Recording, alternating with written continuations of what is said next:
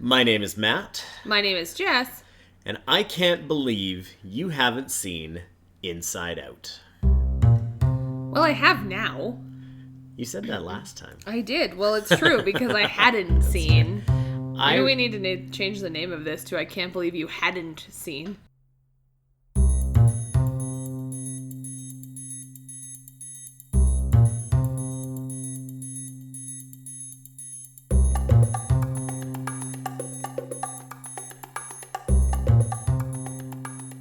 Who would you want to voice your voice of anger? Oh, like my anger? Yeah. Oh, that's a great question. Like my rage? Does it have to be somebody other humans would know? No, absolutely not. Just go with your heart. Okay, only because she's hilarious, Monica. Like one of my staff. She is little and fierce, and also from Sudbury. And Mon, I think, voices my rage very well most days. That's fair. Famous, I'd have to think about a little harder. Also, my rage is very strange. That's what I mean. Because you have like rage against certain things, but sometimes it's goofy rage and sometimes it's very serious rage. Yeah, there are shades Yeah. shades of rage, which is funny actually. Anger is very much that, right? He's fine, on fire, and I think that's I don't know. Okay, we may have to circle back to this at the end. I think that's why I like Lewis Black so much in the movie, because he's angry but also just kind of sarcastic and has shades to his own like angry voice. I also just like Lewis Black. I think he's funny. Yeah, that's fair. He is very funny. Anyways, I was like, we may want to, introduce the movie, and then we'll talk more about who would be my rage. Eventually, yes. Yeah. So this is our third episode of the podcast. We're back to doing a movie that Jess has not seen, which we chose to do Inside Out, which is the 2015 Disney Pixar animated film, directed by Pete Docter, who also directed several other well-known Pixar movies. Started out with Monsters Incorporated, then did Up a few years before this, then Inside Out, and a few years later Soul, which actually neither one of us have seen. Oh, I think can't about believe it. we haven't seen. Yeah. So what you're telling me is Pete Docter knows how to pull on a heartstring or two. Yes. Cool. He also knows how to do stories that involve kids that aren't necessarily always for kids, Yeah. while also being most especially for kids. Yeah. Like Monsters Incorporated is like that too, where he just has a very good character as a kid that kids can relate to, but adults mostly would watch that movie and go like, yeah, this is great. Like, I get this. This is awesome. Oh, growing up. Cool. Super fun. So glad we're adulting. Yes. I mean, sorry, what?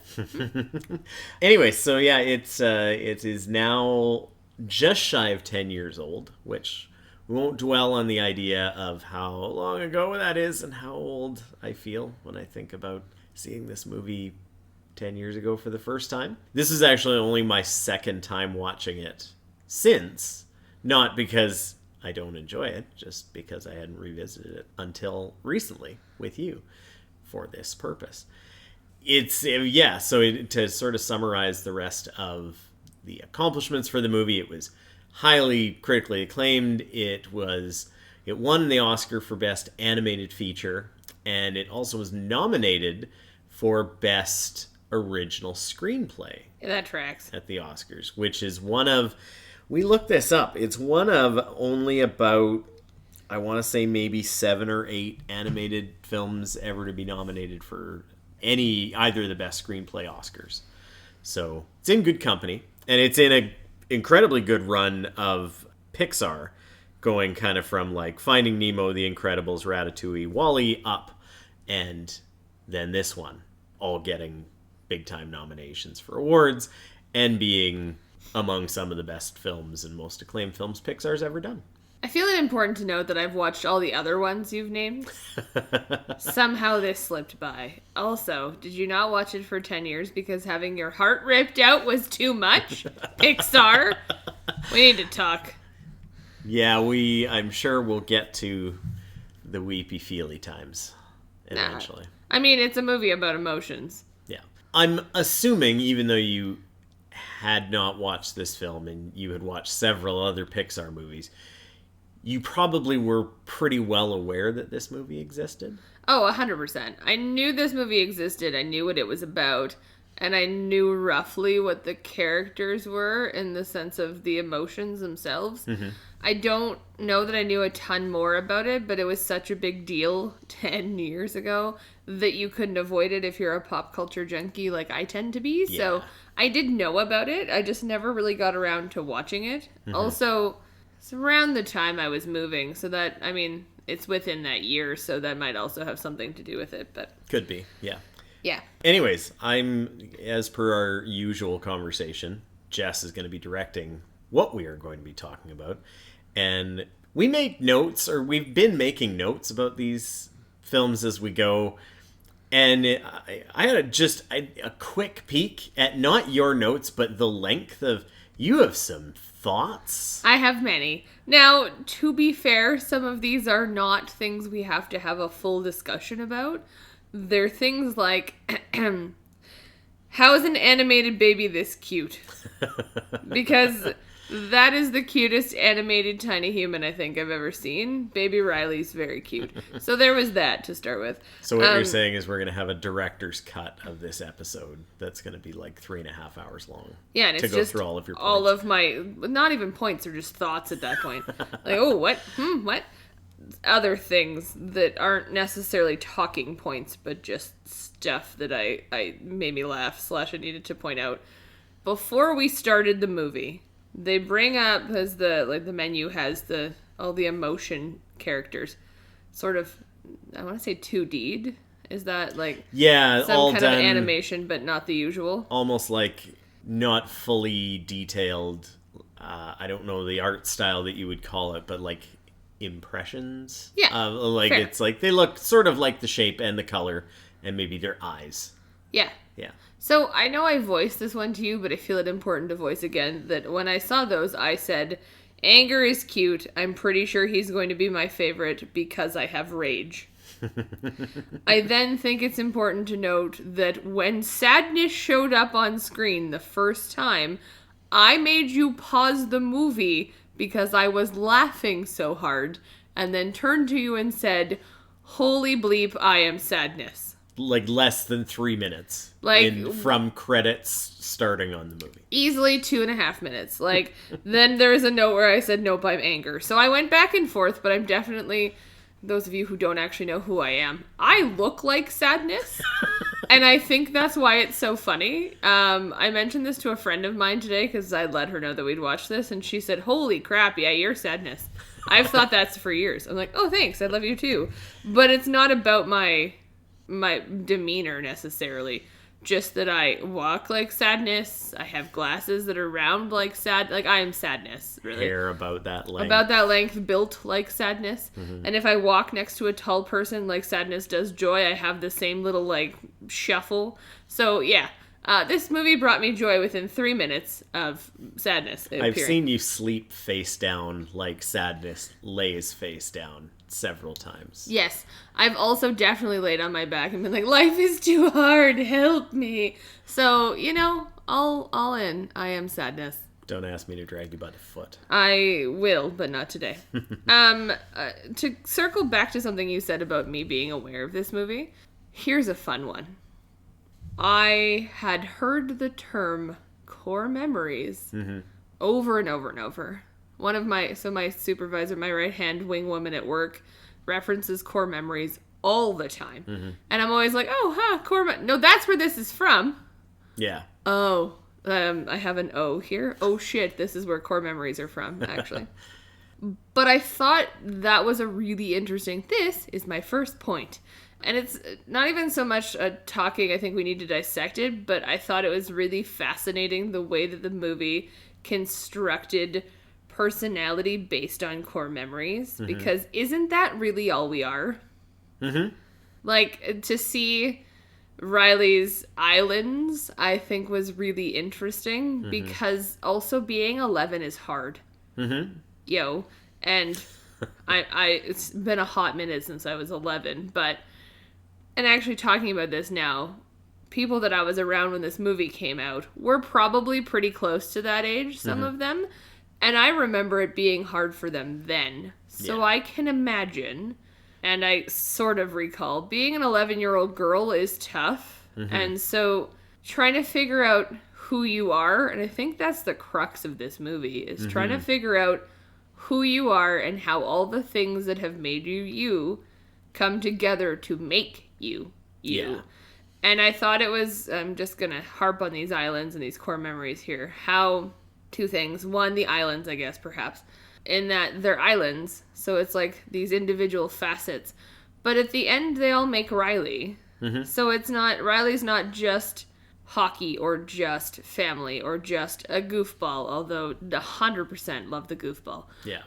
But she is all of those things, and that's what makes her unique. And I think the movie does such a good job of capturing that, that I've never seen it done that way before. Like, you talk about being unique, and that's great, and all well and good, and the world keeps spinning. But, like, to see it put so succinctly and so well for kids, right? You've talked about that.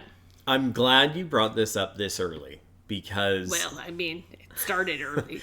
I think one of the things that I remember about watching this for the first time, and getting completely reinforced watching it this time, there are a lot of things now that are either for kids, whether it's entertainment, TV, videos on YouTube, whatever it is, that have a really excellent understanding of how kids think, probably much more so than when I was a kid or even when you were a kid, just in child psychology aspects and all of these things of saying, rather than just having parents running around saying things like ban video games because they're going to rot our children's brains with no scientific evidence to things. I feel like this movie may go down in history of cinema as maybe the one movie that is the best explanation for kids about their own feelings and personalities and emotions and why they feel them. Yeah, I could get down with that. I just want to circle back in corporate jargon to something you said. When you were a kid and when I was a kid was not actually a separate timeline. No. Like, we're not that different. Just the way you said that, it was like, how old are you, sir? No, I just remember having things that I remember from the 1980s, being born in the early 80s, and then you being born in the later 80s, and probably having more memories of the 90s. And there were some differences between the 80s and 90s in some ways, but just that era of growing up, grew up differently than you would have in the 50s and 60s like our parents did, and in the 30s and 40s like our grandparents would have. There's a different understanding of what it was to be a kid, or how kids think, or how kids learn, or how kids play, or how kids make friends, or do any and all of these things. And I think something like this movie, or even the jargon and the way people would talk about their emotions or even acknowledge emotions, is a lot better and more open and out there now than it ever was before. Agreed. Yeah, it really puts together the sort of, these are all the things that matter to you, Riley, or to Riley, but they're not independently, they don't each... One on their own cannot make Riley, is maybe a better way of putting that. So independently, Riley is not just hockey. She's not just this, but she's all of them together. And they all have to function or something falls apart. And so it's physically in the movie falls apart. And so putting them, but also, I think, being able to say you have to break them down to build something new is also okay. Right? And a little more of a solidifying who you are, because 11 is a tough time, as mentioned by me at least once now. But 11 And that puberty button made me laugh. But that's when you start kind of moving into, being your own person and figuring things out, and you're growing up, and being a teenager is equally difficult, but that's kind of where you're moving to. And so you start to solidify who you're going to be early on. Mm-hmm. And I think the physical manifestation of solidifying Riley's individual interests into the Island O'Reilly at the end there is really, really cool, and I like the way they did that. Mm-hmm. And I like the way it tied into core memories. Yeah. And I think it's really interesting I really like the way that core memories are always there, but they're not always on. So they're motivating stuff that Riley does, but they're not necessarily actively working in her brain. Right. So she's not actively searching for that memory to be able to do something. It's that her core memory is hanging out there, and it's always there. And I think that's not something we acknowledge a lot, right? The things that happen to us in childhood, even if they're very early, as her, like, falling down or skating or, like, all the things that she did. Yeah. Some of them are super, super early. Mm-hmm. Those memories aren't always super clear, and sometimes they're fuzzy, but they still inform who you are right now. Mm-hmm. And it was a really cool way of seeing them do that. Mm-hmm. And now we're going to get into my favorite I am me emotion. Also, the replay, and okay, so for the sake of this and making sure that we're clear, at the beginning, all of those core memories are supposed to be happy, right? That's Joy, the control freak, which I may actually have written in my notes at one point. Joy is so focused, and she's in charge, which I want to come back to that thought after, too. Joy is in charge of Riley, until this point at least. Mm-hmm. And all of the core memories are happy. They're all joy, yellow, beautiful, great. Yeah. And sadness gets shat on, frankly, for making them blue and because she touched them. Now, when she's being dragged by her tiny little sadness foot and is running her hand along the memory in the long-term memory banks, 100% she's turning everything blue. Yeah. And I'm like, yeah, it tracks. That feels like something I would do. Just drag my hand along behind me. But she gets in trouble, for lack of a better term, from everybody else. And they try and put poor sadness into a bubble at the beginning because she turns this memory blue and they can't get it back from sad to being happy again. Yeah. And ultimately, that little bubble of memory is just a continuity, right? And it was really... I really loved, and it was such a great way of putting, you can't have joy without sadness. Yeah. In two spots. One, with Bing Bong, which we're not talking about that right now. Not yet. We'll come back to him. Bing Bong, you bastard, you got me again. Bing Bong, you cotton candy elephant dolphin thing. Anyway. But she also, I think that the point where it really crystallized that for me was when Joy has the memory, when they're trying to get back to headquarters, and Sadness is going to go throw herself off a cliff into the pit because she's had enough, and it's fine. Mm-hmm. She's not had enough, but she feels like it's all her fault, and there's all these things, and Joy has the orb, and she ends up running it backwards and realizes that it's a happy memory, but it's a sad one too. Yeah. And it's just, when she talks about that memory before she plays it, I laughed so hard when she talks about it, because it's this hockey memory where the team showed up and they all played, and Sadness says it's her favorite memory too, and when Joy asks her why, she says, because Riley lost. Basically. Riley missed the goal. Shot. She missed the goal, they lost the playoff, she was sad. And Sadness is voiced so perfectly, I cannot even express to you. All the voice acting in this is incredible. Yes. Sadness could not be anybody else. Yeah, there is no better voice actor than Phyllis Smith in this case. Just no, like, again, I remember watching it the first time and going like, of course Phyllis from The Office is the voice of Sadness. She has the most unintentionally kind of comically sad voice I've maybe ever heard. Yeah. And it's perfect. She's phenomenal. Also, she kind of looks like Sadness too, so props to Phyllis. Phyllis and I should chat. Anyway, but it's that continuity of like playing it backwards and hitting that blue memory and then it going to yellow. So something that was sad, joy came out of that, but only because sadness existed in the first place. Yeah. And I really loved how it crystallized that core memories can be more than one thing. Mm-hmm. And not everything is black and white or yellow and blue in this case. And you can't have one without the other. Mm-hmm. And really, the point of the moral of the story is you can't have a human without all of this spectrum of the emotions, right? What? Maybe you can. Sociopaths exist, but the point is, in the spectrum of this movie, you have to have all of the emotions. Yes. Now, they may not all appear the same way. Mm-hmm. They may all be bus driver rage. Yeah. But the ecosystem of the human only works because everything is there. And you can't have sadness. You can't have joy without sadness. Yeah, and I think the ending is really good at showing that, not only visually with the colors, because at the end, the new core memories are all those, multicolored marbles, right? Where it's a couple of different colors in each one. And her hockey core memory is now joy, but also anger, which helps to, fuel being competitive, or the joy and the sadness being the yin and the yang of each other in relationships.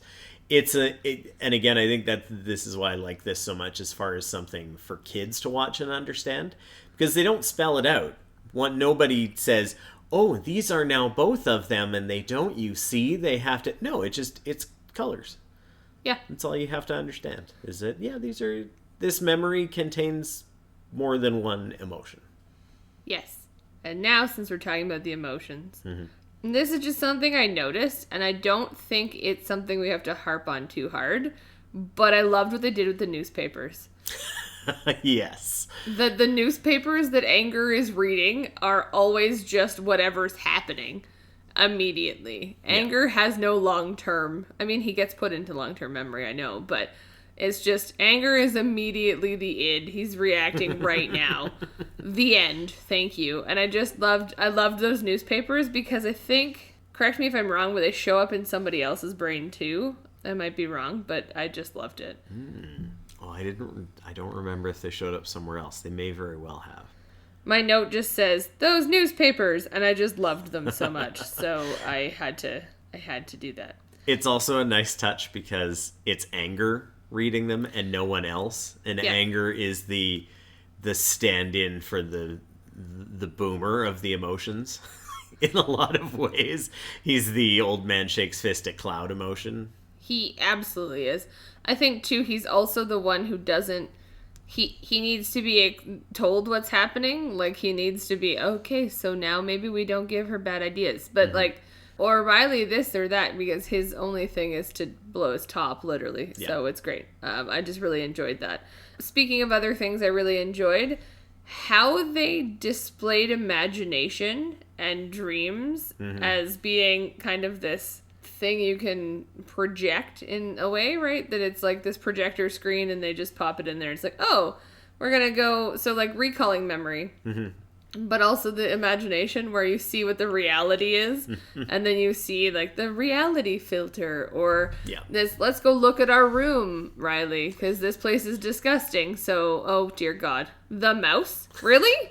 Okay, 1 sec on the mouse. But Riley gets there and everyone, disgust is working overtime because they've just been in this car and they've driven across the country and dear God, do we hate being in this car, and we're going to get to this house and our room's going to be so cool, and actually it's not. It's just a house. And nothing's arrived because for some reason the truck has gone to Texas and everything is terrible because, again, being 11 is hard. They've just moved you away from everything you know. Yeah. And so Riley's going to go check out her room to try and make herself feel better, and Joy is so desperately trying to get everything to be... Joy, the control freak, wants everything to be happy, and so it's, okay, well, we're gonna go up to our room and we'll use imagination. And it's cool to see because not everybody's brain works that way, right? Yep. Not everyone's imagination works in pictures. Not everyone's inside voice works in words either, which is a fun thing to sometimes learn about other humans. That conversation has happened in my group chats more than once. Wait, did you know? Wait, your brain works this way? So that's fun. But the way they like had the control center and made it imagination, I thought was cool. Yeah. And like an idea is literally a light bulb, and it's just the symbolism is really well done in this movie, no matter what. So I enjoyed that a lot. Yeah. There's not much out there other than woohoo. And also, dear God, why is there a mouse? Because, okay, I am horrifically afraid of mice, as you know. Yeah, well aware. You're aware. Last year, after we had a mouse in our old place, I had to sleep in a hotel for a couple of nights until I was sure the mice were gone, because I can't. Yeah. So naturally, 5 minutes into this movie, they get to this house, everyone's unhappy, and there's a dead mouse. And I was like, cool, that's great. It wasn't an omen. I just needed to point out how mad I was that there was a dead mouse. Here's a fun one. Get ready for we've talked about the crux of this being, you can't have one emotion without the other. Yeah. I think this is the one that was the crux of it for me. Mm-hmm. Why do Riley's parents treat her like she's an adult? That's a really good question. And the first thing that popped into my head was it's because it's Diane Lane and Kyle MacLachlan.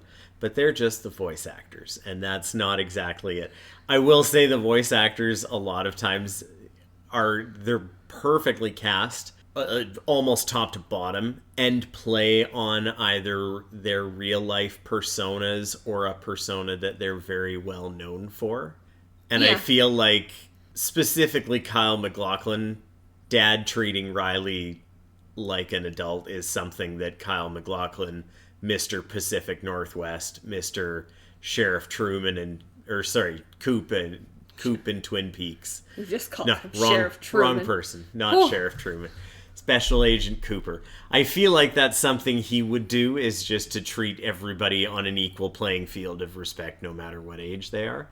So maybe that's why it projected. But that's a good question.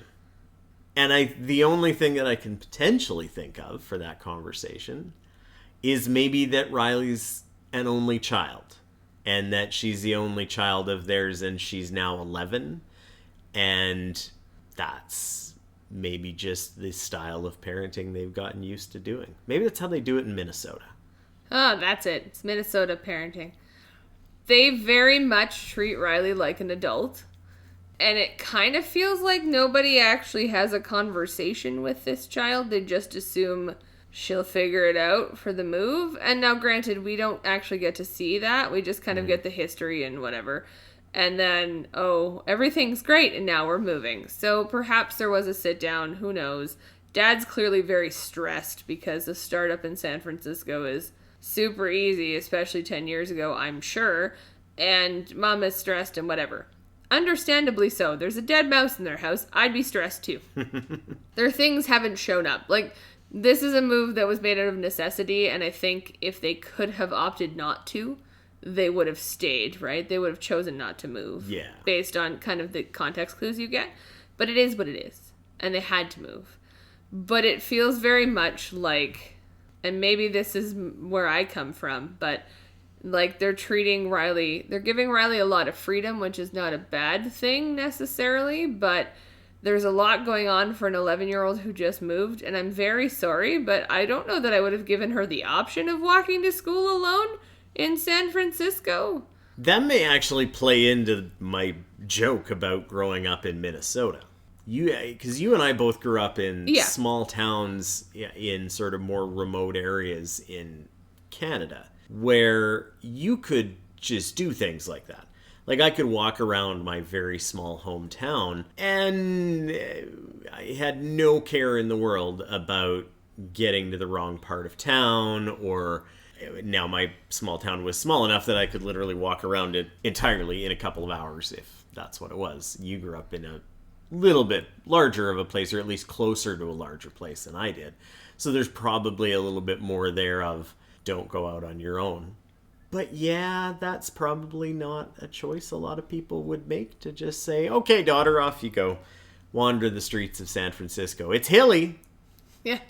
I love a hill. Not just that, but this is going to get to the crux of it. So you pointed out only child, and perhaps that's the case. As an only child myself, I know I had conversations or people talk to me when I was a kid on a level or a playing field that wasn't necessarily child level. Mm-hmm. So it sounds like I'm shitting on my parents, and I don't mean to. That's not what I mean. I was surrounded by adults. Yeah. And I was surrounded by kids too. To be fair, some of my very best friends from childhood I still talk to literally every day, including one who said, yes, you're absolutely sadness. That was today.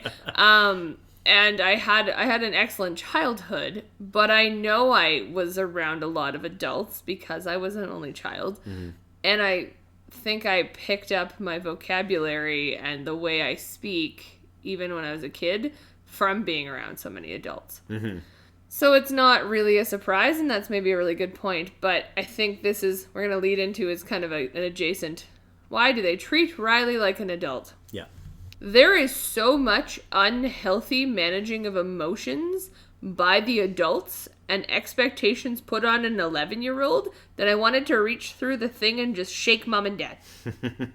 Early on, when dad is on the phone, I think because he only have enough investors for a month, and the investor has arrived early and they're not supposed to be there till Thursday, and now it's Tuesday and all these things are happening. And so instead of mom and dad coming to tuck Riley in like they've always done into her nice sleeping bag on the floor, dad stays downstairs on the phone and mom comes up.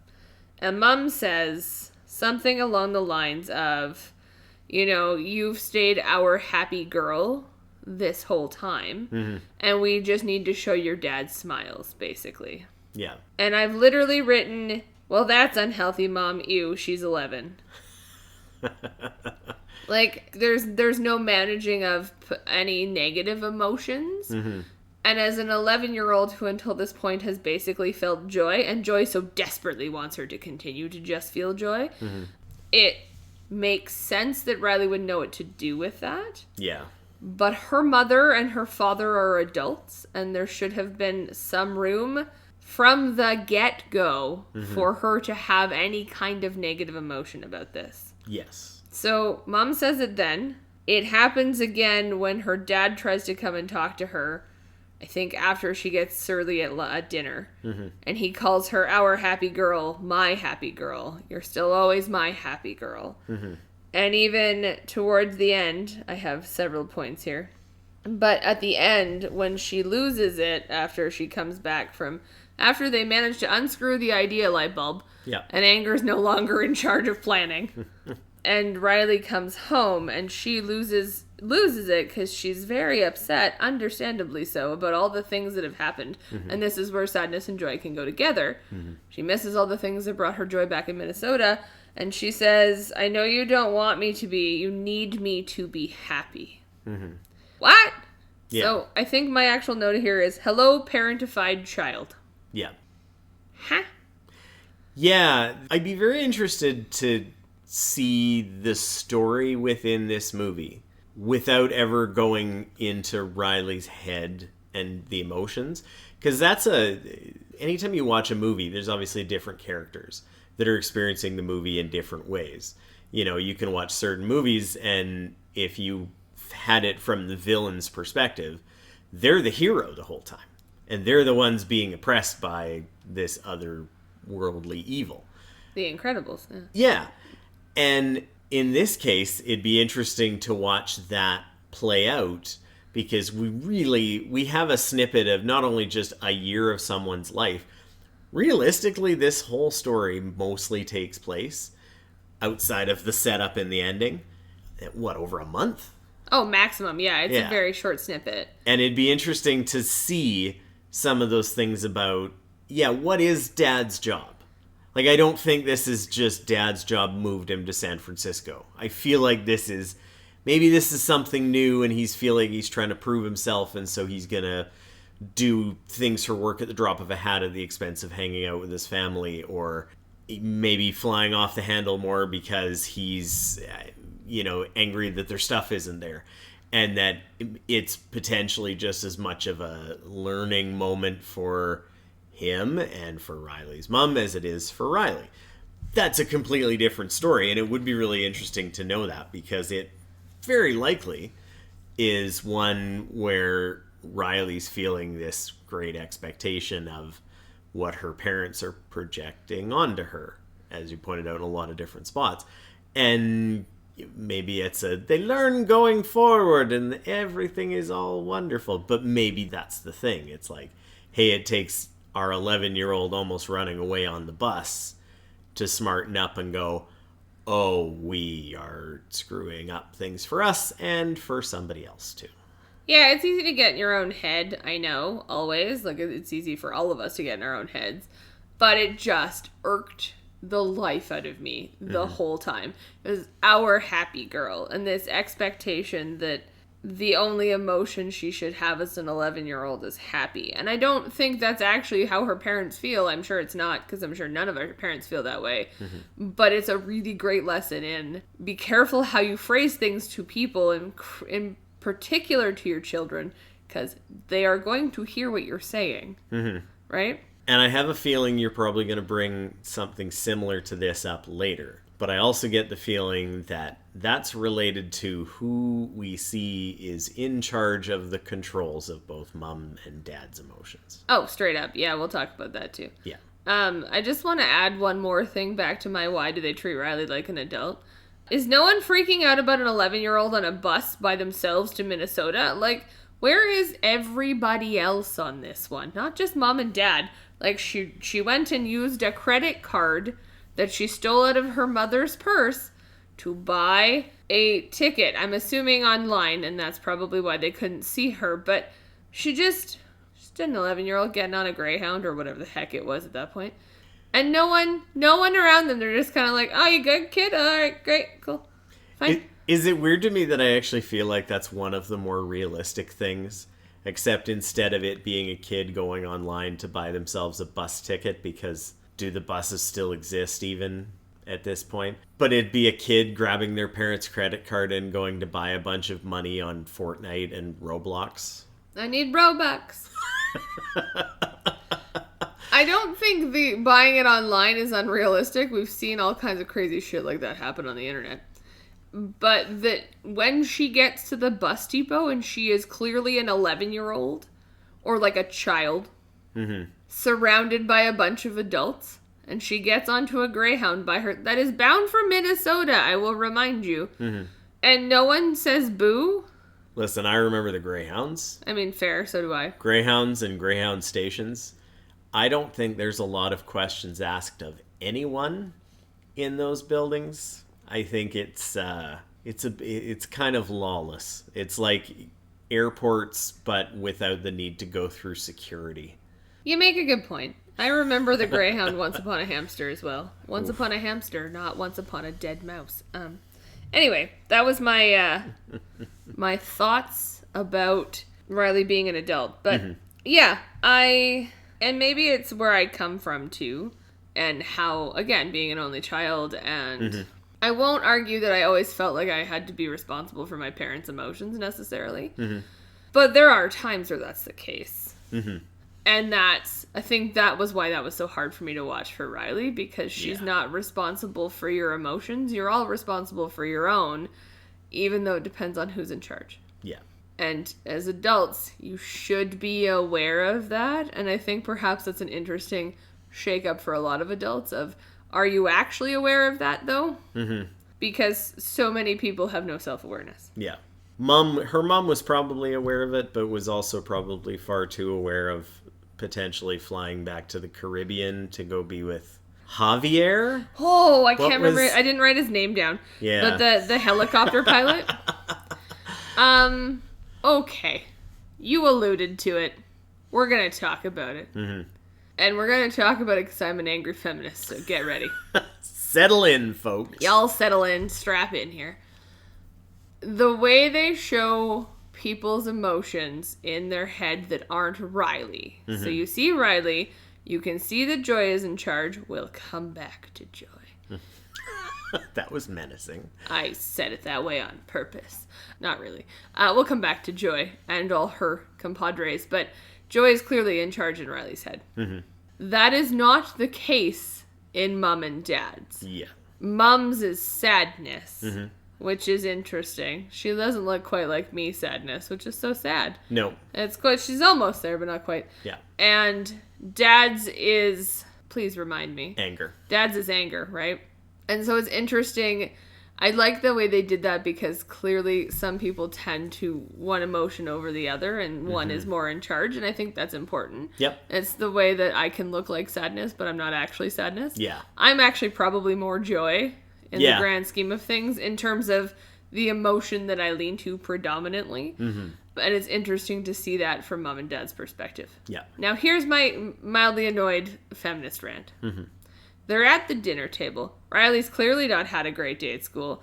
Joy and Sadness are trying to get on a rocket in long-term memory with the Dolphin elephant man that makes us both cry. Bing Bong. Bing Bong. And so they're not there. And the other 3 dodos are in charge for Riley. The inmates are quite literally running the asylum. They are indeed. And so we have disgust, anger, and fear. All important emotions. All 3 that shouldn't be in charge. Mm-hmm. Funny to say that when you think about who's in charge of dad and who's in charge of mom. But so interestingly, these 3, they're already making life difficult for Riley. She's cried at school. Mm-hmm. Everything it's all on fire. No one knows what's happening for poor Riley. So she's clearly had a rough day. Mm-hmm. And they're having dinner. And mom's trying to get conversation going with Riley, and Riley's being a surly 11-year-old, which just explains so much about my early tweendom. And it cuts to dad, and he's not paying attention. Yeah. Because he's watching sports in his head. Yeah, the pitcher in pitcher. Which is funny. I'll take that. I'll give them that. But just this, Dad's not in charge, or not in charge, pardon me. Dad's not in touch with his emotions other than anger. And we're all watching sports. Mm-hmm. And then mom's the one who is, mom leans to sadness. And so mom's gonna, mom wants to connect to Riley because Riley is sad. And then she's trying to communicate to her husband who's not been paying any attention because, duh, I'm a husband, I don't pay attention. And I think it was just one of those moments that took me out of it because, must we lean on that I'm a husband and I'm so dumb? Like, that, not dumb, but men are not emotionally intelligent. Yeah. Is the stereotype. The trope that gets played out there. Yeah. And that's not true. Mm-hmm. You are. Yeah. But congratulations. Unless you're watching sports in your mind's eye right now and anger is in charge too, and then we should talk about that. Thanks. Checks in the mail? Yeah. Yeah. Perfect. Good talk. Yeah. Are you watching hockey or soccer? But it's just like that dynamic is so played out that did we need to do... Now, again, I'm going to set it contextually. This is 10 years ago. I think we've had a lot more conversations about millennial dads. Mm-hmm. And millennial generation dads' emotional intelligence. Yeah. And their involvement with their kids. And I don't want to suggest that Riley's parents aren't involved with her. I think they really are, based on all the memories you can see that they're actually involved. Yep. And I think dad is involved, but it's the dad's struggle to emotionally connect. And then what happens? He puts his foot down. Yeah. He blows his top, so to speak. DEFCON 3. Everybody, all of the versions of him that are actually anger, because it's all... No, they're not all anger. They're all the 5 emotions Riley has, but anger it's calling the shots. Oh, sorry. No, I got that confused with the bus driver who has 5, but they all look like anger. They all look like anger, yeah. Yeah, because fair. If I drove a bus, I would also probably be all rage all the time. Yeah. But dad's, hey guys, what are we doing? Oh, shoot. I think they're actually reading a newspaper there. Yeah, they're all reading the newspaper following anger's lead because he's in charge. Yeah. But that's the other place that the newspaper shows up as dad's head. That's where it is, yeah. Anyway, we're all reading the newspaper. We got sports on in the background, and there's a whole, important conversation happening with our 11-year-old, and I'm not paying attention to it. Yeah. And then instead of trying to figure out what's going on, he just sees Riley being surly as being insubordinate and disrespectful, and so he puts his foot down, because that's worked in the history of teenagers and tweens. And so Riley goes to bed, and that's, then he comes up and tries to have a conversation with her, but she's not interested because she's had a really rough time. Yeah. And that conversation should have happened already. And I just... Yeah, and there's a very interesting, again, thought experiment you can do with all these different characters that have all of the same 5 emotions that Riley does, but different ones are in charge for different people. Yeah. The cool kids at school. Oh, yeah. You know, the person that is in charge there is disgust. Mm-hmm. And then the uber, like, fancy cool kid, it's fear, because they don't want to be discovered as being a fraud. Yeah. Oh my god, I have to project this thing. Which, again, is so in there. My favorite maybe is the boy at the end at the hockey game who can't believe a girl is talking to him, and he is, like, panicking on the inside, and it's just, like, not only fear is going crazy, but all the other emotions are too. All the emotions are losing their mind, and fear is curled up in a ball just going, girl! Girl! Yeah, so good. But it does, and it, you know, the thought experiment does kind of play into, yes, mom is the more emotional one and dad is the one that flies more off the handle, and it does play into the stereotypes. But it does, in a way, that's the only time with her dad that it does seem like anger is really in charge. The rest of the time, I don't know that I would have picked that anger was the thing, because he does do the thing where he treats her like an adult, and they play, and he, you know, have the goofy bits, and he teaches her hockey, and they go to the games and watch and cheer and all these things. They're very supportive. That's not the stereotype you would get from the dad that flies off the handle.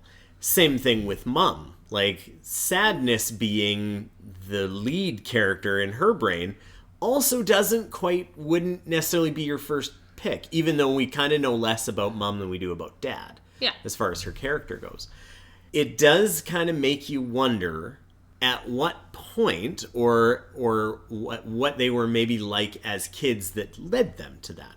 That maybe dad was someone that was more of a quote-unquote angry young man that learned to get over it, and occasionally it comes out in something like that.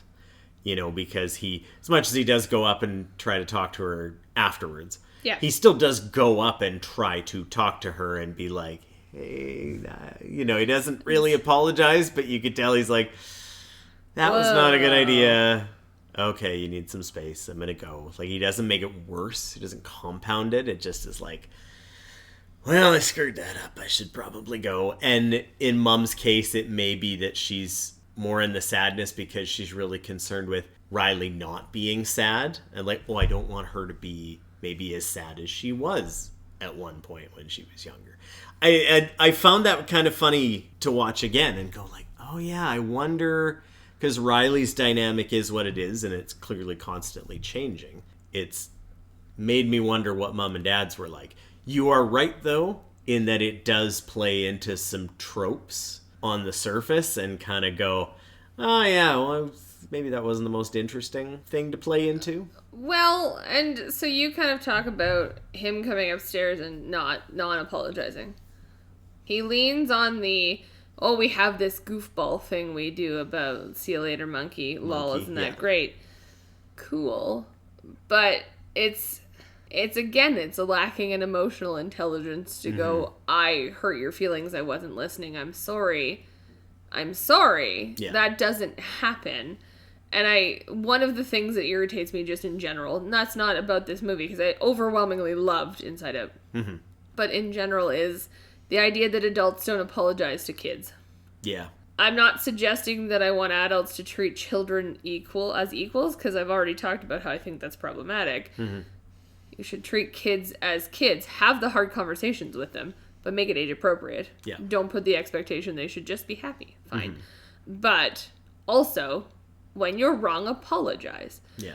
And I think, not to give our parents or their generation any kind of grief, because they're wonderful humans and we love them very much, but that was maybe the last vestiges of the you don't correct adults generation.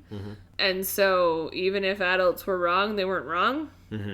I wonder if it's a generational thing, and if this is made 10 years ago, I think about where I'm at 10 years ago in the sense of age and that sort of thing. And so are Riley's parents millennial parents, or are they Gen X parents? Because they're not boomers, right? I don't think they're really at that point. Well, we don't really know when this is set, right? Yeah, that's interesting. So if we assumed it was modern and Riley is 11 and this comes out in 2015. She's born in 2004. Yeah. So that would potentially mean that her mom and dad, if we assume they were maybe somewhere in their 20s when they had Riley, that would put them in the kind of born around when I was born. Yeah, kind of a Zennial situation, like Yeah. late Gen X, early Millennial, which, and you and I don't have the experience of being parents. No. We have, so full disclosure, everything we talk about when we're talking about parents is talking about from the side of the kids, because we do not have children. Yeah. But I think, interestingly, we've talked a lot about millennial parents and how they're, how dads are more involved and yada yada. Mm-hmm. And I think you see some of that with Riley's parents. Mm-hmm. But there's also just an interesting generation, and I don't know that I want to go any further down that rabbit hole as far as that goes, but I was irritated. However, to come back to who's in charge, here's a question. Mm-hmm. Do we think that as you grow and mature, obviously the islands get put into one, nailed it. Core memories stick around, also nailed it. Can which emotion is in charge change? That is interesting. I would think yes. And I think maybe not fully, but maybe the way they all work together is a little bit different. It's like joy and sadness working together. Yeah, and I think in, let's say, Riley's mom's case, sadness is at the helm, but she's not actively being sad. She's not actively doing things that are making her mom sad or anything else. There's more to it. It's more complicated when Riley's core memories become multiple colors of things. It kind of shows that, your emotions will work together in different ways. So maybe that's it. Maybe in this case or this metaphor, the one emotion does tend to stay the same for the most part, and they figure out how to work together, or maybe how not to work together. And maybe someone that has anger at the helm and has it together for a while, and something happens where they don't have it together for a while and they just become an angry person. Yeah. Well, I was going to say, I'd love to see the Inside Out people talk about mental health as well, but I think that's Inside Out too. It could be. And now that we've seen this together, we can actually watch Inside Out too. Yeah, well, we'll see how that goes. Sooner than the 10 years from now, perhaps. Because that came out last year, did it not? Yeah, so 2024 is when it came out. We're recording this at the start of 2025, so it feels like this year, but by the calendar, last year. Yeah, but it's not 10 years ago. So good news. We have 9 more years before we hit the mark of the first one. Anyway. It's already up on Disney Plus if we wanted to check it out. Yes, I know. All right. I have other thoughts. Mm-hmm. Are you ready? I am. I thought you might. Number 1, the deja vu joke was a winner. When they're on the train of thought and deja vu comes up 3 times, lost it. I almost asked you to pause the movie because I was laughing so hard at that one too. There are some very, very good, as there are with a lot of Pixar movies, the writing for these is always very good and very good for kids and adults. There's a lot of wonderful, whether it's jokes or puns based on memory-based tropes and psychological terms. Yeah. That are wonderful. When they go through what's the danger chamber? Is it it's not dissociation. But they go through literally the stages of abstract thought. And they're literally going through the real stages of abstract thought as every Psych 101 student ever learns. And it's sadness. They're going through all of these things, the deja vu, the vault of what's the vault of? Oh yeah, the Riley's deepest darkest fears. Deepest darkest fears, yeah. I can't remember what it's called because I was distracted by the 2 police fighting about their hats. Well, it's my hat. Well, I said it's my hat, though. But it's my hat. I wrote my hat in there. That's my writing. It's phenomenal. Very Statler and Waldorf, as we discussed. Same voice actors. Dave Getz and Frank Oz. 2 of my favorite Muppets in the history of Muppets. Also, Pepe, which I keep referencing because Hello Joy. Yes. If you don't know Pepe, please go look him up. But yeah, I don't remember... But they did a lot of really great stuff with memory. So also where your memories go overnight and they go to long-term memory. And then I think the one I need to come to now is the pit. Where memories go when they're no longer needed. Okay, so first of all, those little characters that are just sucking up the old memories that are faded. So great. I particularly loved the piano, and it was like, keep chopsticks and something else. Yeah. Which is everybody I've ever known who's ever had piano lessons and did not keep them up past a certain level. Oh my god, they're my Royal Conservatory grade 4 level of piano lessons are long gone. But do you remember chopsticks if you're pressed to? Sure. Exactly. Yeah. That's phenomenal. Also, I like to just send this one back up to headquarters every once in a while. And it's the juicy, well, not the juicy fruit, but it's the triple mint gum commercial jingle. And for a hot minute, when headquarters is run by anger and fear and disgust, and every time they try to get a core memory, it's just the friggin' song again. I was like, yep, this is how brains work, actually. As someone who gets songs stuck in their head very easily, did you feel seen? Seen and attacked. At the same time. Mm-hmm. It was nice to have... I'm just going to start blaming that. Like, the next time I get a song in my head, which will probably be tomorrow, and it will later today, will be a song that doesn't make any sense like that. You'll say a word that'll trigger some memory. Yeah, I'm gonna blame the little forget me now dudes who are sending the memory up to headquarters. That's what I'm gonna do. But they take those memories that are faded and they throw them into basically like the pit of despair. That's not what it's called. No. And that's where things that are no longer useful go, including phone numbers and things, which I thought was great. Yeah. Passwords. Who needs those? It's fine. Did you need to remember those? None for you. No. But we have room for chopsticks. Anyway, and ultimately they discover our good friend and cotton candy elephant dolphin man, Bing Bong. Bing Bong. Riley's imaginary friend. And he's meandering about long-term memory because he is still there, but is no longer useful to an 11-year-old. Yeah. He's probably stuck in, was it imagination world, and he just meanders. Yeah. I think he just gets to wander where he wants to because he's a made-up thing. Voiced by Richard Kind, and again, in further praise of the voice acting casting, Richard Kind is not only perfect for this, is really one of the funniest animated film voice actors maybe ever. He's great. Phenomenal. No notes on that. So Bing Bong is trying to help them get back to headquarters because Joy has promised that she's going to, help Riley remember, and they're going to take one more trip on the rocket that's powered by song. Yeah. That's not going to happen for an 11-year-old, but Joy doesn't know that because as far as Joy's concerned, everything is happy. Yeah. Sadness is trying to talk to them at any point, and no one's listening to Sadness. Like, hey, maybe we don't go into this place of abstract thought. Mm-hmm. No, it's fine. Bing Bong knows what he's doing. No, he doesn't. But that's okay. They get out all right. Everything's fine. Mm-hmm. They end up on a train of thought that falls apart, but don't worry about it. It's fine.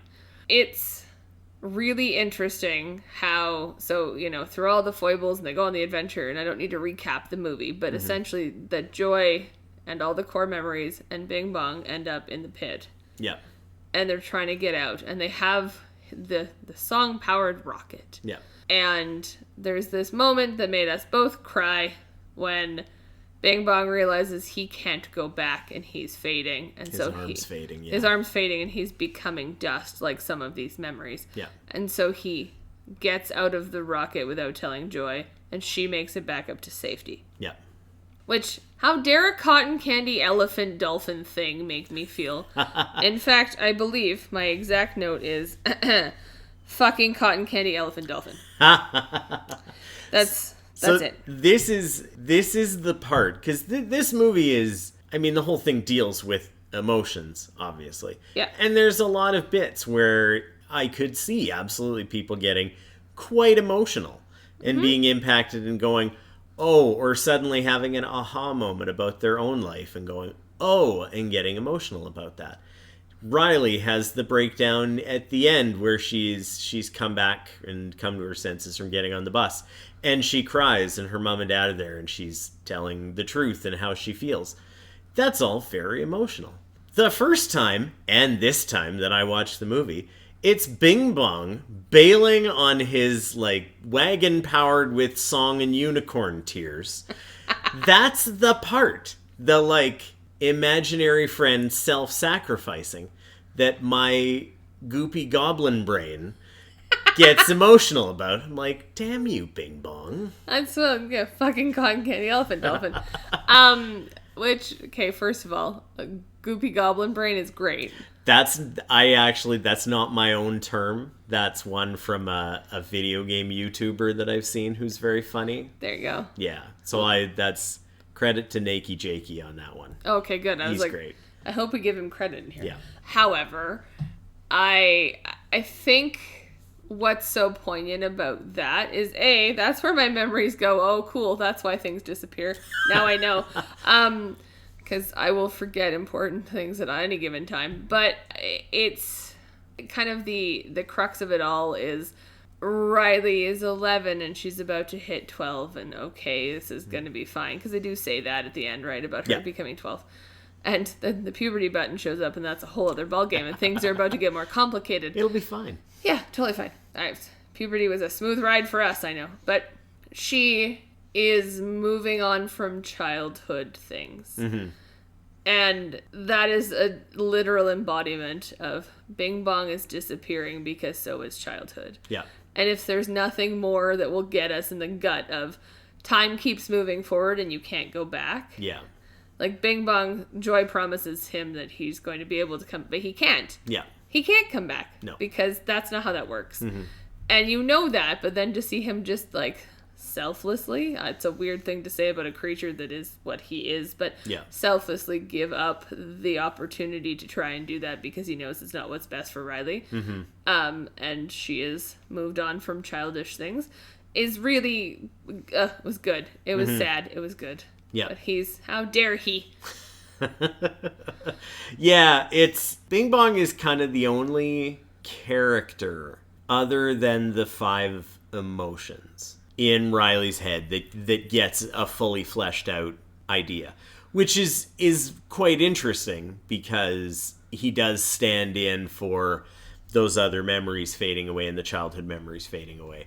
And it's a very, again, this movie's filled with very simple premises that get at larger points really well. And I couldn't, off the top of my head, think of a better embodiment of that. I mean, also wrapped in absurd, comedic, clueless humor that only Richard Kind can do. Yeah, like when the clouds, he just blows the guy away. Yeah, I agree. I thought it was really cool. Mm. So we've been talking about this at varying points in this podcast. And I think it's important to now come to the crux of my favorite and least favorite thing about this. Ooh, we're going to do this, are we? Mm-hmm. Joy. Period. I have a note that says Joy is like her mom, in that Joy is putting that everything should just be happy. Mm-hmm. Just be happy, Riley. I'm the most important emotion, because she very clearly feels that way from the get-go, especially when she talks about she doesn't know why sadness is there. Yeah.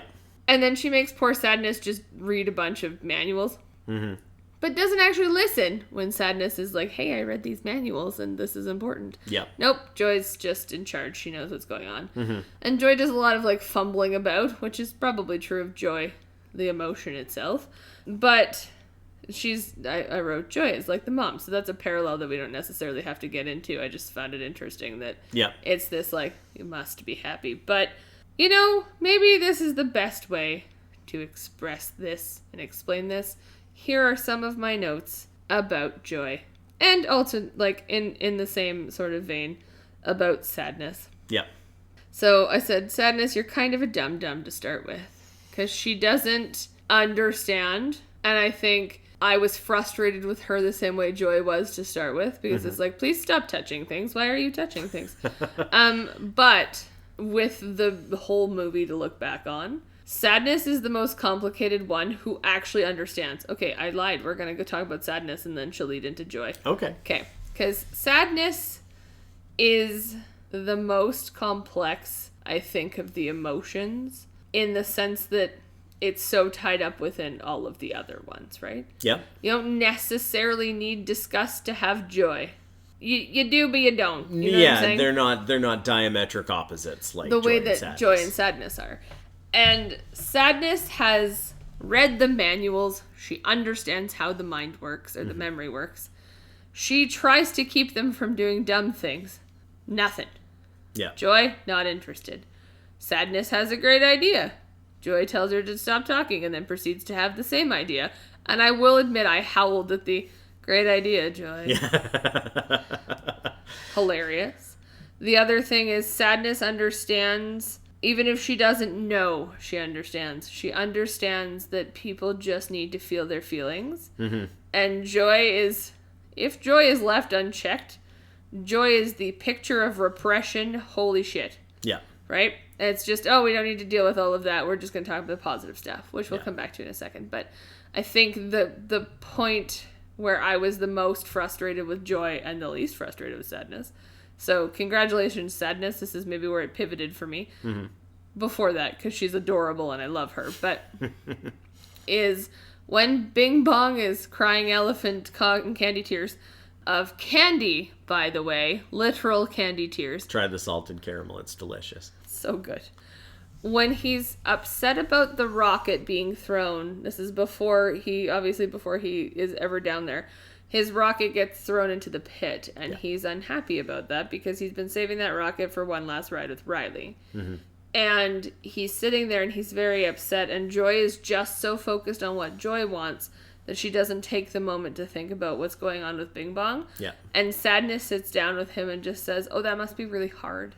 You're really sad, and that's okay. Mm-hmm. And Bing Bong cries it out, gets all of his, salted caramel candy tears out, and then he's okay. Yeah. And then they go to find the train of thought so they can get back to headquarters. Sadness is the only one at that point. And again, maybe she doesn't fully understand why, but she understands that feelings have to be felt. Yeah. And Joy at this point, and her character arc until the very end, Joy very much doesn't get it. Yeah. She doesn't understand why other feelings are around. And so sadness's appearance so early on is the funniest thing to me ever. And if we ever watch this movie again, I will absolutely need to pause it again because I had to wheeze laugh at how great that was. Needed a moment to recoup. But sadness's character arc is wonderful in that I don't think she really changes. Mm-hmm. I think the environment around sadness changes. Yep. Sadness is allowed to be. She's the one who fixes it at the end. Yeah. She takes the idea light bulb, which again, just a great use of tropes that she takes the idea light bulb out of the console. Sadness is in charge. Yeah. And Joy learns that at the end, I think, but it's what's around sadness that has changed. Sadness is now allowed to be, and she wasn't for a really long time. And I think that's so important because we spend a lot of our time, hello, toxic positivity, being like, well, we should just get over it and it's fine. And just, if you're just positive, if you just manifest money, if you just think positive thoughts, then good things will come to you. And I do genuinely believe that mindset is important. Mm-hmm. Like, it is. But it's not the only thing. And to suggest otherwise is toxic positivity, and that is rampant with social media. And I don't know that it was really 10 years ago the way that it is now. No, probably not in the way it is now. I think it's kind of always existed in other ways. And I think maybe it was lampooned in media a little bit more. And the only reason I say that is because I'm sort of imagining, again, in casting the voice actors for this movie, that Pete Docter sat down with Amy Poehler and went, Joy is Leslie Knope from Parks and Rec. No one else can play this part. Please do this, otherwise there is no movie. Like, Leslie Knope, as a character in Parks and Recreation, is that. She is, like, bubbly to a fault, overlooks all things just in order to be positive or to be proactive and do these things, and everyone around her is like, oh God, Leslie, shut up, like that. And again, it the actors playing into the actual character. But now you don't see that as much because you see it without a wink to the camera of, no, this is just a real thing that a lot of people do on social media, and it's rampant.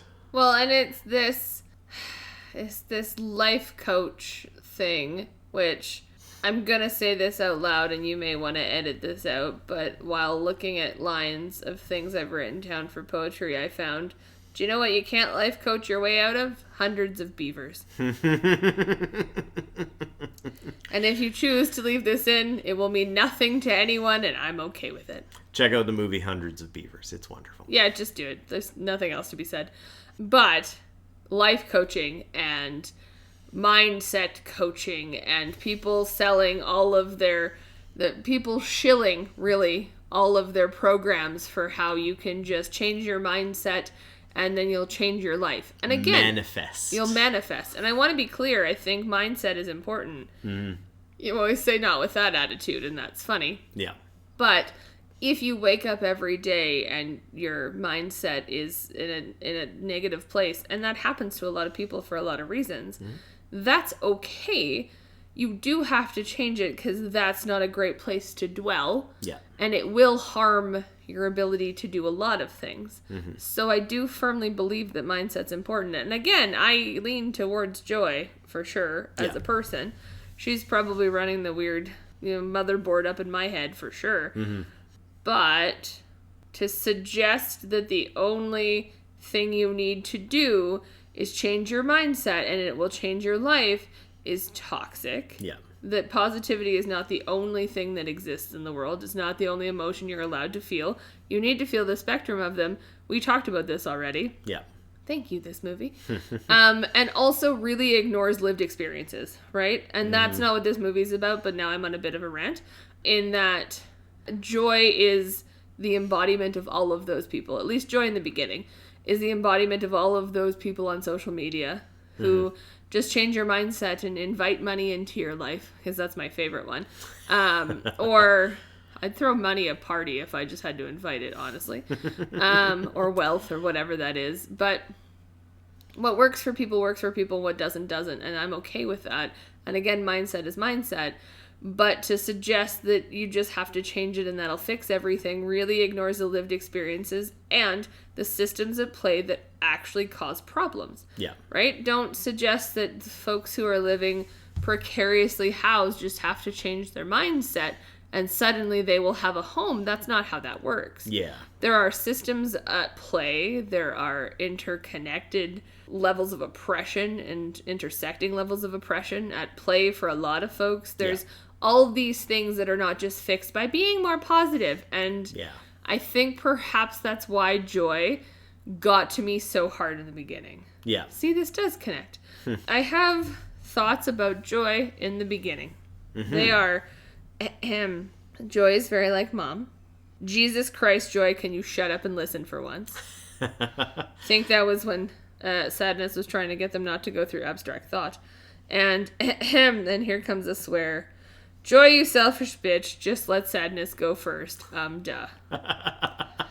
So that last one was absolutely when they're trying to go up the return tube back to headquarters. Yeah. And she's like, well, you can't come with me because you'll make all of these memories sad. And Joy hasn't figured it out yet. Mm-hmm. And then she makes Sadness feel worse about herself. Her adorable little shuffly self in her white turtleneck and her round glasses. And it just makes me mad. Joy hasn't figured it out yet. But that's my, you selfish bitch. Just let her go first. If Sadness went up first, she wouldn't touch the memories. Anyway, they're in a bag. Okay, all of that aside. Joy's toxic positivity at the beginning absolutely colors everything she does until she's in the pit crying. Yeah. When Joy feels sadness is when Joy realizes, oh shit, we need sadness. Yeah. And that we've already talked about the core memory and how I really like that they could replay it and see how the color changed from blue to yellow. Mm-hmm. And I think that's phenomenal. And they use they use such simple premises to explain such complex ideas. Yeah. Which is an amazing thing to do in a movie for adults, let alone one that's geared towards kids. Mm-hmm. But Joy's character arc, for lack of a better term, it takes almost right to the end of the movie for me to not want to slap her. And now I'm thinking back to all the times that I was extra positive about everything. And, like, if my friends are listening, sorry I was so peppy in high school.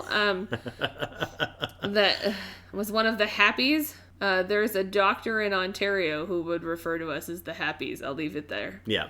And a doctor friend, not just a random doctor. Yeah. If a random doctor referred to me as one of the happies, then that means I needed meds, and that's a different story. Yeah. Padded cells and such. Grippy sock vacations. Yeah, and just to talk about that part of it and that scene when Joy's in the pit with Bing Bong. And I feel like in 3 episodes now, this is one thing that I like to try and bring in the conversation, because you and I, as we've talked about, we watch movies a little bit differently. We consume media in general very differently. Exactly. And we both love a lot of different media. But a lot of times the first thing we see or something that'll really get us about something is a little bit different. Oh, 100%. That scene where Joy does cry and is looking through the old, tossed away memories, which are mostly from Riley when she's very, very young. And she's remembering how much she loved all of them, and she's getting emotional and getting sad. That scene, I think it's the longest scene where there's not a cut or a camera movement in the animated movie sense. Yeah. But it stays on Joy from like the shoulders up as she's discovering these memories. And in contrast to the rest of the movie, which is cut really fast paced a lot of the time, going back and forth between perspectives and this, that's the one where it takes a moment and just lets Joy experience these memories and be sad. And it's again, for an animated movie to have somebody at the helm to make a decision to just like screech everything to a halt and focus on the emotions of an animated character is not the first thing you think of with any kind of animated movie at all. But it's something that you see in a lot of live action movies, because you have an actor that can emote in 2 different takes and really pour their soul out to the camera in this. But in an animated movie, it's an animator doing it. And the decision to do something like that and just slow it down and really kind of focus in on Joy is a pretty stark contrast, and does give this movie a bit of weight that a lot of other animated movies don't always get at. Yeah, there's a level of gravitas to that. And it's funny that you mentioned that, because I absolutely did not think about camera angles for this movie at all. Yep. And that's not uncommon in animated movies, because for years, I think even people that were involved with doing voices for animated movies, they were a famous person. If you were Tom Hanks in the first Toy Story, they pay you, it's the Chris Rock joke, they paid me $1 million and I showed up and read the lines. It's kind of what you do, right? You don't necessarily see the character in front of you. They might show you sketches and they might show you an animatic, but you're the one that gets to be Tom Hanks and you are Woody. Or you get to be Tim Allen and get given direction that you are the greatest astronaut superhero of all time, and you play Buzz Lightyear, and that's what you do. But now I think there's a lot more awareness of just how much work goes into animated movies. People just sort of thought, oh, somebody just draws them and they come out and it's wonderful and they're great. But how involved they are with it. And I think Pixar did a lot with actually involving people that knew how to write stories that weren't just fairy tales. Yeah. And have a little more, again, like you said, the word gravitas. Have some gravitas, have some pathos, have some character development, as opposed to just being, I'm going to simplify something, you're Snow White. Snow White's a classic animated movie. Snow White as a character is the most basic, almost like too-emotioned person. Oh, she really doesn't exist. There is. And that evolved over the entire life cycle of animated movies. And I think now there's a lot more attention paid to, oh, what is this shot? Like, we're looking down into the abyss of memories to get a huge scale of this, like it's the Grand Canyon. Before, they just might have gone, oh, and that's it. It's like, oh yeah, you heard their voice go away. Look at how big it is. Like, Yeah, that's fair. yeah. Yeah, I think that's... My brain is forgotten it now. Apparently the forgetums are working in my head. Yeah, I hadn't really thought about it that way. And in other episodes of this, but also other discussions we've had in movies in general, we've talked about the framing of the characters and the actors because they're actual people. And you're right. This is a moment where it's one unbroken shot. And I didn't really think about it before, but there absolutely is no other moment when that happens, which is very interesting. I wonder if that's how my ADHD brain works, is all these cut shots, and that's why. Your brain would have been a really good MTV music video in the 90s. I think so. Yeah. Would have been real fun. Sorry, missed opportunity. But I come to appreciate Joy after she experiences sadness herself because she gets it. And that, again, comes back to the crux of the movie, which you can't have one without the other. Yeah. And you really need all 5 of them. And with an expanded control console, you'll need more than the 5 of them. And that's because we know what Inside Out 2 introduces anxiety, which, I need to watch that. If you didn't feel seen by the Triple Mint Gum song getting stuck in Riley's head. Yeah, cool. Thanks, Disney Pixar. I will say thanks, Disney Pixar, for not having a dead mom in this one, though. So good job. 10 out of 10. Mm-hmm. Yeah. It's in the minority, certainly. Well, maybe not Pixar. Certainly Disney.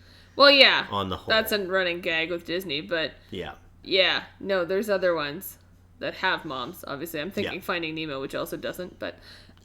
Finding Nemo. Not a mom to be found in Aladdin. Or The Little Mermaid. I don't like The Little Mermaid, so I don't really remember much about it. We don't really talk about the moms in The Lion King, speaking of... No, she's there. But, anyway, it just makes me laugh. Yeah, I like that it's not all happy at the end. Like, it's not all joy, and that's okay. And that Joy gets to that point.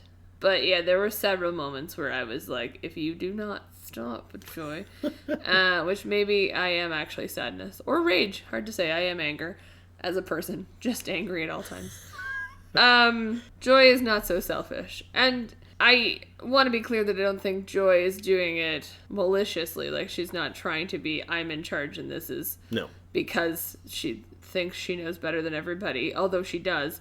I firmly believe she's doing it because she's always been in charge. And change is hard. And if there's anything that this movie's really taught us, and life in general, change is difficult.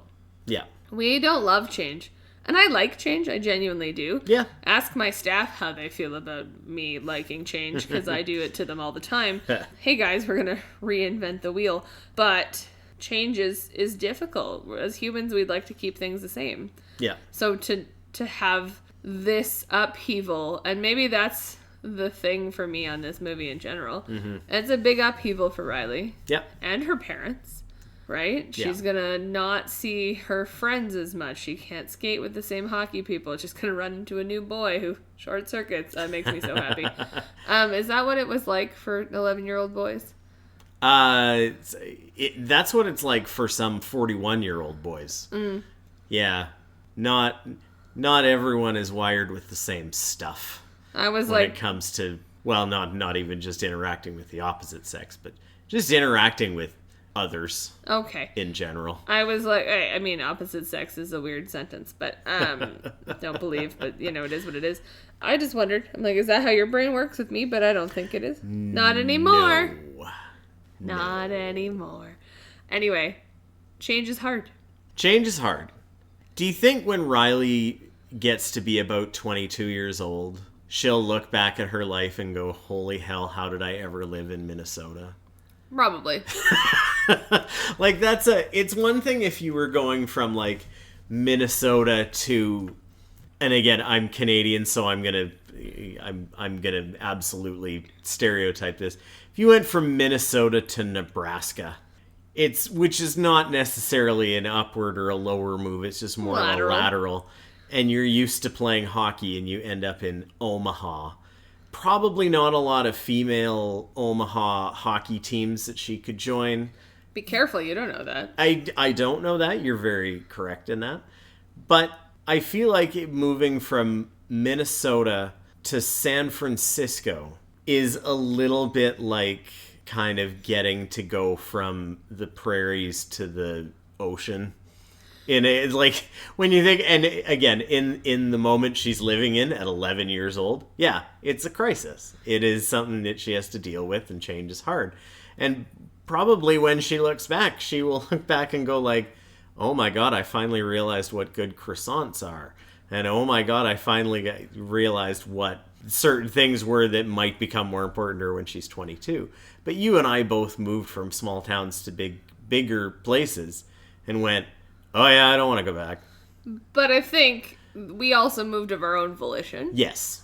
And I know and love a lot of humans who would not feel that way. No.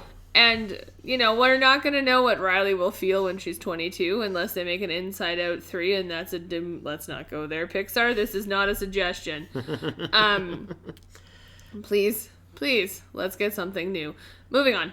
That aside, in my thoughts to Disney and Pixar and the movie industry in general, we may feel that way. You and I absolutely would feel that way. Oh, I'm so glad I ended up in San Francisco. But there's no guarantee Riley will. She may well still be mad about it and move back to Minnesota, and that's okay. Yeah. There are people who live in Minnesota because they want to, babe. Yeah. We may not understand that, but there are people who live there because they want to. I mean, I guess people had to end up in the movie Fargo somehow. Well, that feels like a great place to wrap this up. Yeah, so I guess, I mean, we've done this the last couple of times as well, once our thoughts are kind of out there. I think relatively clear and probably pretty easy to say that you did actually like this movie quite a bit, from what I gather. Big fan. Yeah, I really enjoyed it. There are definitely moments that I have questions about. Mm-hmm. Also, why did they not think of the tube to return back to headquarters when they were wandering through long-term memory, and that's how they were flinging things back? Okay, anyway, we're not starting this again. This is the whole argument in The Lord of the Rings of why didn't they just fly when Gandalf told them to fly? Just listen to Gandalf. Yeah. Anyway, all the little nitpicky things aside, this movie has some of the best writing I've seen for a movie, let alone an animated movie. Yeah. It is so well put together, and like we've alluded to, and you've definitely said at least twice, it dealt with such complex concepts with such simple ideas that made it easy for kids but also adults to understand. Yeah. And I think it really gives people a lot to think about when it comes to their emotions. Yeah. Good is not an emotion. Good is not an emotion. Joy is an emotion. Yeah. And as are the other four and that will appear. Mm-hmm. And keep in mind who's in charge of your emotions, who's running the motherboard, so to speak. Yeah. But yes, absolutely, I would watch this again and probably need to pause when sadness shows up again. 5 wheeze laughs out of 5 for Sadness's appearance, and absolutely recommend. I'm so glad I finally got to see it. Yeah. So watching this again many years later, going into the second watch, my brain remembered how much I liked this movie enough that I remember it maybe being like top 10 animated movies that I've ever seen. Which is saying something. And I wondered in watching it again if it was going to hold up. Because with the new one having come out this past year, and read a few reviews of it, and read that a lot of positive reviews, but not like effusive reviews like there was with this one. Yeah. And so it made me wonder if maybe it didn't hold up as well, or maybe it was really good, and certain other animated movies maybe have surpassed it or taken things farther. I was very happy to report that that's not the case. Oh, good. That this is still, not only is it still good, it, I think, quote unquote, sticks the landing of its message. Yeah. As good or better than most movies in general, let alone animated movies. And it does it very gracefully in a way that, again, you only get from having really good writers, really good, feedback and personnel, and everybody in the room giving the feedback to say, like, yeah, just go ahead and do this and take the time to think this through and write a good story. It's not sort of it's an animated adventure, so it has to end with a big flourish in this, and Nemo gets home. No shade at Finding Nemo. I love Finding Nemo. But I was like, whoa, watch it. It becomes the adventure to get home, and you get home, and isn't it wonderful that I got home in the end? Or there's adversity, and it's not tropey because the whole movie isn't really based on a trope. Like, it's not a adventure movie. It's not a fairy tale. It's not something you have expectations for. It's just a pretty original story that was well thought out and works.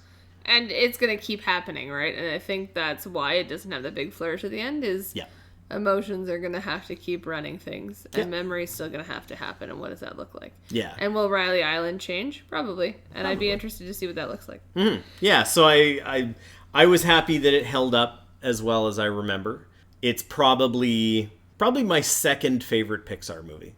Yeah. Well, that's fair. I already know what your first one is. So. Yes, which is, we probably have mentioned it before. WALL-E is my favorite Pixar movie, and in the conversation for my favorite 2 or 3 animated movies ever. There you go. So this might be up there for me in Pixar movies. I'd have to think about it. I also have to continue to think about who famously would voice my rage, because my rage has much depth, maybe? You know what's going to happen here is, now that we've had this conversation, you're going to come home one day from somewhere, work, seeing friends, talking with family, whatever, and something will have set you off.